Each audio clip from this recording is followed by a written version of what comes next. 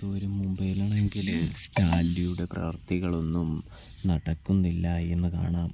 അതുകൊണ്ട് തന്നെ സ്റ്റാലിൻ അതിയായ ദേഷ്യത്തിലാണ് എന്നും കാണാനായിട്ട് സാധിക്കും.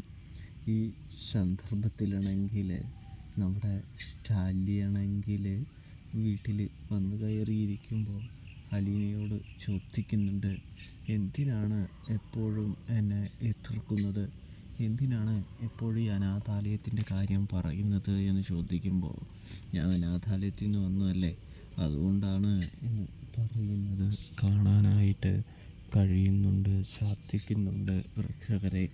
ഇതേ സമയം അതൊക്കെ ആൻ്റപ്പനോട് പറഞ്ഞാൽ മതി എന്ന് പറയുമ്പോൾ, ആൻ്റപ്പനല്ലല്ലോ എൻ്റെ പപ്പ എന്ന് ചോദിക്കുന്ന അലീനയെ നമുക്ക് കാണാനായിട്ട് സാധിക്കുന്നുണ്ട് പ്രേക്ഷകരെ.